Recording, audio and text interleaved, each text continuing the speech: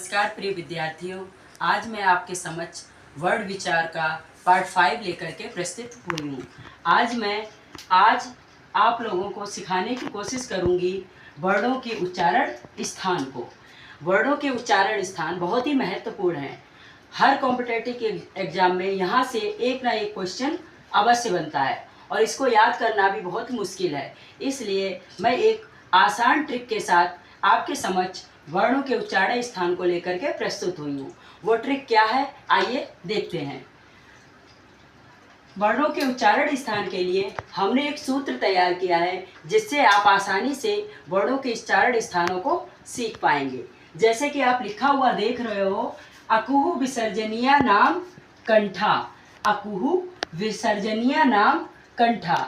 आप इस सूत्र को याद रख सकते हैं, अकुहु विसर्जनीय नाम कंठा। अब इस सूत्र से आप वर्णों के उच्चारण स्थान को कैसे पहचानेंगे, आइए देखते हैं। अकुहु, जैसे कि स्टार्टिंग में ही लिखा है अकुहु विसर्जनीय नाम कंठा। अकुहु का आ ले लीजिए, कु का ये कुआ से का वर्ग हो जाएगा, हा, और विसर्जनीय नाम मतलब विसर्ग। आगे ये लिखा है कंठ, तो इससे पता चलता है इसका आ, बड़ा आ और पूरा क वर्ग। क वर्ग का खा गा घा अंगा और हा, ये हा जो दिया गया है, हा और विसर्जनीय मतलब विसर्ग। इन सभी के उच्चारण स्थान कहाँ से होते हैं? कंठ से। हमारा जो ये कंठ है ना, यहाँ से इसका उच्चारण होता है। आप इसको बोल कर भी देख सकते हैं। जैसे क वर्ग अगर आप बोलोगे तो आप देखोगे हमारा जो ये कंठ है ना, इस पे पूरा जोर पड़ता है। बोल के आप देख सकते हो, क, ख, ग, घ, ये पूरा यहाँ पर कंठ पे जोर पड़ रहा है। इसीलिए इसको कंठ या काकल्य वर्ड भी बोलते हैं। अच्छा, कुछ वर्णों को बोलने से हमें पता नहीं चलता कि वो कहाँ से बोले जा रहे हैं, इसीलिए हमने ये सूत्र बनाया है। जैसे अ और आ, ये अपवाद के रूप में आप समझ सकते हो इसको, क्योंकि जब हम इसको बोलते हैं तो हमें कंठ पे ज़्यादा दबाव पता नहीं चलता, लेकिन ये कंठ या काकल्य वर्ड ही बोले जाते हैं। इसलिए हमने एक सूत्र बनाया है जिसमें सभी वर्णों को पिरो दिया है, जिससे आप आसानी से इनको याद रख सकते हैं। अगला सूत्र है इचु यसा नाम तालु। इचु यसा नाम तालु।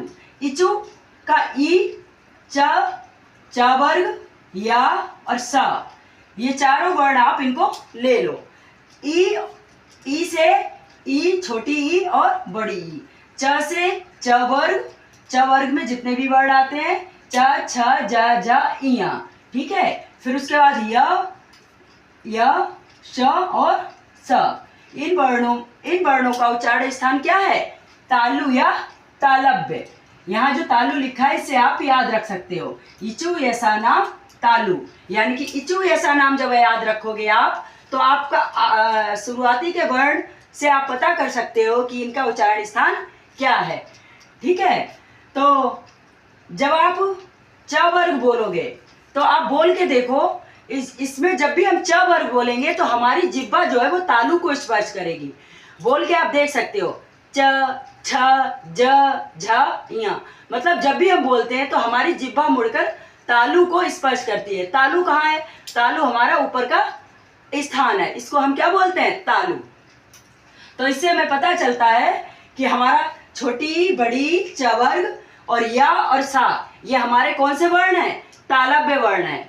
इसके बाद हमारा तीसरा सूत्र है ऋतु रसाणाम मूर्धा। ऋतु रसाणाम मूर्धा। अब इसको हम कैसे पता करेंगे? पहले अब आगे के चारों वर्ड आप देख लो, ये चारों वर्ड हमारे क्या हैं? मूर्धा हैं। मूर्धा को टच करते हैं, इसलिए इनको मूर्धा बोले हैं, मूर्धन्य भी बोल सकते हैं। जैसे ऋर, सबसे पहले रे ऋषि वाला आया है, फिर ट वर्ग, ट आया है तो ये ट वर्ग हो गया, ठीक है। फिर रा आ रहा है यहाँ पे, ऋतु रसाणाम मूर्धा। तो र और स, षटकोण वाला स, रा और षटकोण वाला स, ये हमारे मूर्धन्य वर्ण हैं। कौन से वर्ण हैं? मूर्धन्य वर्ण। इनको जब भी हम बोलते हैं तो ऊपर का जो मूर्धा वाला स्थान होता है इसको जीभ टच करती है, जिह्वा टच करती है। अगर आप इसको आप प्रैक्टिकल करेंगे तो आप बोल के भी देख सकते हैं, जैसे ट ठ ड ढ अण, मतलब हमारी जो जीभ के बिल्कुल ऊपर वाला भाग है जो, उसको जीभ टच करती है, इसलिए इसको मूर्धन्य बोलते हैं। क्या बोलते हैं? मूर्धन्य या मूर्धा। अब ये वर्ड तो आप बोल के भी आप पता कर सकते हो, लेकिन आपका जो ऋ है और जो र और स है इसको आप बोल करके पता करने में कंफ्यूज हो जाओगे, इसीलिए हमने इसको एक सूत्र में पिरो दिया है, इससे आप आसानी से याद रख सकते हो।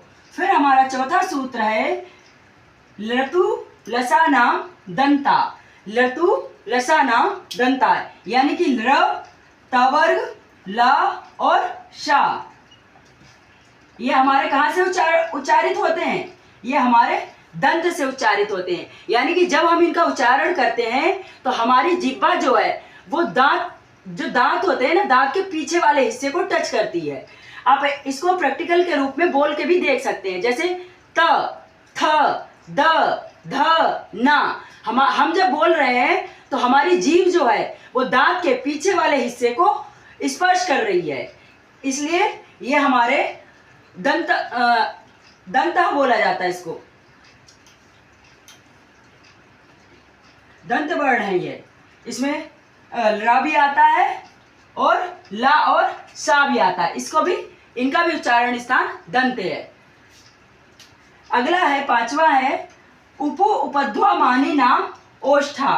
उपु उपध्वामानी नाम ओष्ठा, इसका मतलब है नाम ओष्ठा, तो ये हमें पता करने के लिए इसमें हमने जोड़ा है। फिर आगे से देख लेते हैं, आगे का वर्ण है उ, यानी कि छोटा उ और बड़ा उ। फिर पु मतलब पवर्ग, इसमें कुछ चीजें हमने सूत्र को लयबद्ध करने के लिए जोड़ी थी, तो अब इसमें पु है तो मात्रा हट जाएगी, प वर्ग आ जाएगा। तो प वर्ग में क्या है? प, फ, ब, भ, म। फिर आता है हमारा उपध्वनि ध्वनियां।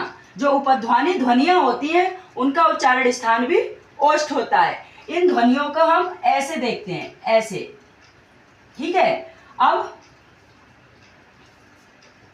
आप इसको प्रैक्टिकल के रूप में बोल के भी देख सकते हैं, जैसे प वर्ग। प वर्ग को जब हम बोलेंगे तो हमारे दोनों ओष्ठ जो है वो आपस में स्पर्श होंगे, जैसे प, फ, ब, भ, म। इसमें आप देख रहे हैं कि हमारे दोनों होठ जो हैं वो आपस में स्पर्श कर रहे हैं, इसलिए इनका उच्चारण स्थान क्या है? ओष्ठ है। क्या है? ओष्ठ है। उ में हल्के होठ चल रहे हैं, स्पर्श तो नहीं हो रहे हैं लेकिन होठ चल रहे हैं, इसलिए इनका उच्चारण स्थान भी क्या है? ओष्ठ। इस तरह से आज आपने वर्णों के उच्चारण स्थान पढ़े और समझे। अभी ये कंप्लीट नहीं हुए हैं, वर्णों के उच्चारण स्थान अभी कंप्लीट नहीं हुए हैं। वर्णों के उच्चारण स्थान को आगे समझने के लिए आप हमारे वीडियो को लाइक कीजिए, सब्सक्राइब कीजिए और अधिक से अधिक संख्या में हमें